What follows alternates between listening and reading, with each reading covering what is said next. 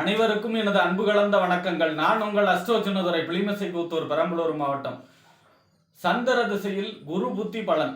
பொதுவாக ஜோதிட சாஸ்திரத்துல தசாபுத்திங்கிறது நம்மளுடைய எந்த பலன்கள், நல்ல பலன்களா இருந்தாலும், ஜாதகத்துல எந்த யோகம் இருந்தாலும், அவயோகம் இருந்தாலும், அதை நமக்கு எடுத்து கொடுக்கக்கூடிய வேலையை செய்யக்கூடியது அந்த தசாபுத்தி தான். ஒருத்தருக்கு மாரக திசை நடந்தாலும் அந்த மாரகத்தை நமக்கு எடுத்து கொடுக்கறது அந்த தசாபுத்தி தான். யோகத்தை, ராஜ யோகத்தை கொடுக்கணும் அப்படின்னா கூட அந்த தசாபுத்தி வந்தால் தான் நமக்கு அந்த பலன் கிடைக்கும். ஜாதகத்துல யோகம் இருந்தாலும் அந்த தசாபுத்தி வரலனா நமக்கு கடைசி வரைக்கும் அந்த யோகம் கிடைக்காது. இளமையில வரக்கூடிய யோகம் முதுமையில வந்ததுன்னா அந்த யோகம் நமக்கு கிடைக்காது. ஏன்னா தசாபுத்தி தான் அதை சொல்லும். அதான் கை கட்டினது வாய் கட்டாம இருக்கிறது இருக்கு. ஆனா அதுக்கு இருந்தும் பிரயோஜனம் இல்லை அப்படின்னு சொல்றாங்கல்ல. அந்த மாதிரியான அந்த மாதிரியான விஷயங்கள்லாம் காரணம் எது அப்படின்னா தசாபுத்தி தான். அப்போ ஒருத்தருக்கு தசாபுத்தி தான் அவருடைய வாழ்க்கையை 90% வாழ்க்கையுடைய என்ன பலன்கள் நடக்கும் அப்படிங்கிறத தீர்மானிக்கிறது தசாபுத்தி தான். ஒருத்தருக்கு யோக திசை நடக்குது அப்படின்னா கூட லாபாதிபதி திசை நடக்குது, பாக்கியாதிபதி திசை நடக்குது, தனாதிபதி திசை நடக்குது, இந்த மாதிரியான யோக திசை நடக்குது. யோக லக்கணத்துக்கு யோகருடைய நட்சத்திர சாரத்துல இருந்து திசை நடத்துது. யோகத்தை பெருமளவு கொடுக்கணும் அப்படிங்கிற யோகத்துல திசை நடந்தா கூட அந்த யோகத்தோடைய திசை நடந்தாலும் அந்த திசையில 9 புத்தி இருக்கு. இந்த 9 புத்தியில ஏதாவது ஒரு புத்தி லக்கணத்துக்கு அவயோகருடைய நட்சத்திரத்திலேயோ அல்லது மறைவு ஸ்தானம் 6, 8, 12 மறைவு ஸ்தானத்துல வகை நீச்சமா இருக்கும் பொழுது அந்த புத்தினால நல்லது செய்ய மாட்டார். ஒரு அவயோக திசை நடக்குது அப்படின்னா கூட கெடுபலம் நிறைய செய்யக்கூடிய திசை, அஷ்டமாதிபதி திசை, விரையாதிபதி திசை நடக்குது அப்படின்னா கூட அந்த திசையில லாபாதிபதி புத்தியோ, பாக்கியாதிபதி புத்தியோ, பஞ்சமாதிபதி புத்தியோ, யோகத்தை தரக்கூடிய புத்தியோ நடைபெறும் பொழுது அந்த நேரத்துல நல்ல பலன்கள் நடக்கும்.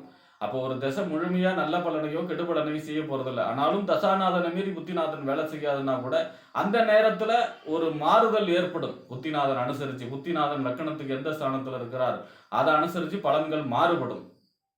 அந்த வரிசையில பாத்தீங்கன்னா அப்ப ஒரு ஜாதகத்துல தசாபுத்திங்கிறது அவரவருடைய எதிர்காலத்துல என்ன நடக்கும், இப்ப என்ன நடந்துகிட்டு இருக்கு, இதுக்கு முன்னாடி என்ன நடந்தது எல்லாத்தையும் கால கண்ணாடி போல காட்டக்கூடியது தசாபுத்தி தான்.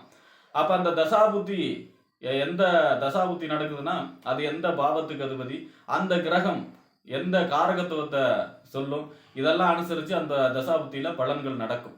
அப்ப பாத்தீங்கன்னா ஒருவருக்கு சந்திர திசை நடக்குது அப்படின்னா 10 வருஷம் சந்திர மகா திசை நடக்கும். ரோகிணி, அஸ்தம், திருவோண நட்சத்திரத்துக்கு காரங்களுக்கு மட்டும் செல் நீக்கி இருப்பு திசை அப்படின்னு சொல்லி குறையும். பாக்கி இருக்கக்கூடிய எல்லாருக்கும் சந்திர திசை 10 வருஷம் நடக்கும்.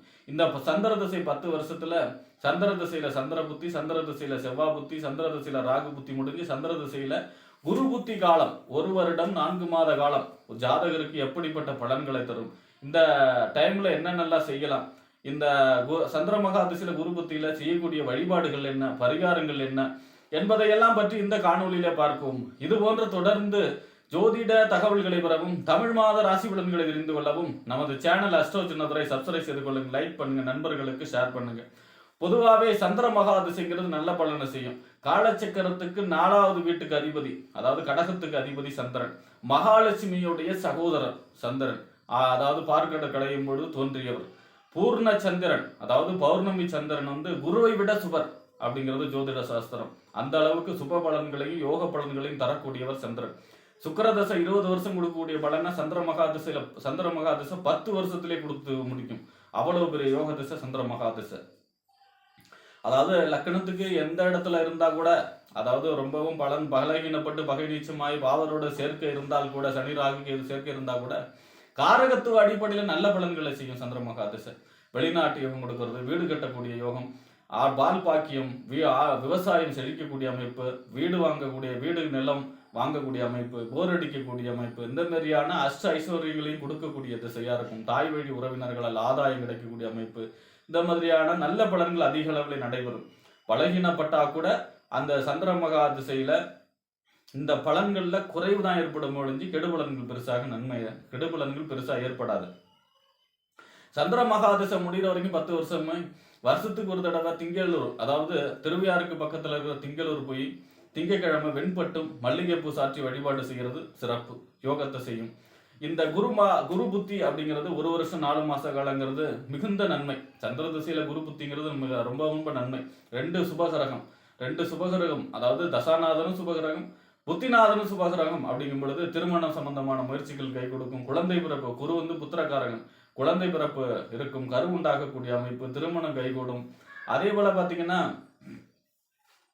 உங்களுக்கு தங்கம் வாங்கக்கூடிய அமைப்பு, தங்கத்துக்கு காரகம் இந்த குரு பகவான். ஆடை அணிகலன்கள்லாம் சேர்க்கை, சொந்தக்காரங்களுக்கு, அதாவது பாத்தீங்கன்னா நிறைய ஃபங்க்ஷன், குரு திசையோ குரு புத்தியோ உங்களுக்கு கிராஸ் ஆகுதுனாலே நிறைய சொந்தக்காரங்களுடைய ஃபங்க்ஷன்ல போய் கலந்து கொடுக்கக்கூடிய அமைப்பு. உங்க வீட்டுல நிறைய சுப நிகழ்ச்சிகள், வீடு கட்டுறது, காது குத்துறது, கல்யாணம் பண்றது, கிரக பிரவேசம் பண்றது, இந்த மாதிரியான சுப நிகழ்ச்சிகள் நடக்கக்கூடிய சுபக நிகழ்ச்சிகளும் மங்களகரமான ஒரு சந்தோஷமான வாழ்க்கையை கொடுக்கக்கூடிய அமைப்பாக இருக்கும் சந்திர மகாதிசையில குரு புத்தி. குரு பகவான் முதல் தரமா திரிகோணத்துல 1, 5, 9 இருக்கிறது சிறப்பு.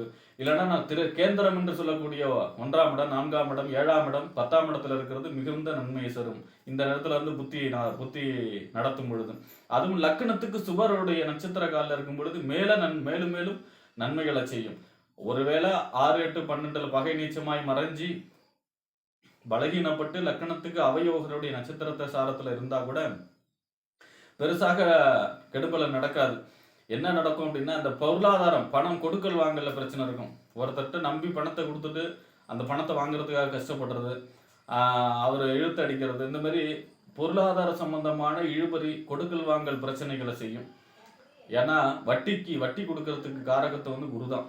வட்டிக்கு விடுதல் அப்படிங்கிற அந்த தொழிலுக்கு காரகத்தை வைக்கக்கூடிய கிரகம் வந்து குருதான். அதுல வந்து பிரச்சனை வரும். கௌரவ இழக்கு, அதாவது பாத்தீங்கன்னா குருங்கிறது கௌரவத்தை சொல்லக்கூடிய கிரகம், அந்தஸ்தை சொல்லக்கூடிய கிரகம், புகழ், அந்தஸ்து, கௌரவத்தை சொல்லக்கூடிய கிரகம். அப்ப பலகீனப்படும் பொழுது உங்களுக்கு கௌரவ இழக்கு, கீழ்த்தரமான செயல்களில் ஈடுபடுறது. வலுவா இருந்ததுன்னா உயர்தரமான செயல்கள். அவங்க வந்து அதாவது தீய தலைகீழா பிடிச்சாலும் அது மேலே பார்த்து தான் எரியும் அப்படிங்கிறது தான் குரு. அந்த மாதிரி அவர் எந்த நிலைக்கு வந்தாலும், அதாவது புலி பசித்தாலும் புல்லை தின்னாது, எப்பாடுபட்டாலும் பிற்பாடுபடாது, எவ்வளவு கஷ்டப்பட்டாலும் பிற்பாடுபடாது அப்படிங்கிற மாதிரி குரு அப்படிங்கிறவரு மிகுந்த சுபகிரகம். சந்திர திசையில குரு புத்திங்கிறவரு. அப்ப அதுல அந்த காலங்கிறது உங்களுக்கு புகழ், அந்தஸ்து, கௌரவம் உயரும். இந்த பலகீனப்படும் பொழுது பொருளாதார சம்பந்தமான பிரச்சனைகள் மட்டும் ஏற்படுவதற்கு வாய்ப்பு இருக்கிறது. அந்த குரு புத்தியில வியாழக்கிழமையில குரு இல்லைன்னா தட்சிணாமூர்த்திக்கு நெய் தீபம் வியாழக்கிழமையில ஏற்றி வழிபாடு செய்கிறதும் இந்த 14 மாசம், அதாவது ஒரு வருடம் 4 மாசம்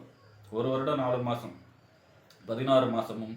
அடுத்ததா பாத்தீங்கன்னா இதுல ஒரு தடவையாவது ஆலங்குடி, குருவுடைய பரிகார ஸ்தலம் ஆலங்குடி போய் வியாழக்கிழமை மஞ்சள் பட்டெடுத்து சாத்தி பெயர் நட்சத்திரம் சொல்லி அர்ச்சனை பண்ணிட்டு வர்றதும் இந்த சந்திர மகாதிசில குரு புத்திங்கிறது உங்களுக்கு மேன்மையான நல்ல பலன்களையும், யோக பலன்களையும், அதிர்ஷ்டகரமான பலன்களையும், அதிர்ஷ்டமான குழந்தைகளால் மேன்மை, குழந்தைகளால் பெருமை, மனைவி மக்களால் பெருமை, இந்த மாதிரியான குடும்ப வாழ்க்கை சிறக்கக்கூடிய காலமாக சந்திர மகாதிசில குரு புத்தி அமையும் என்று கூறி விடைபெறுகிறேன். நன்றி, வணக்கம்.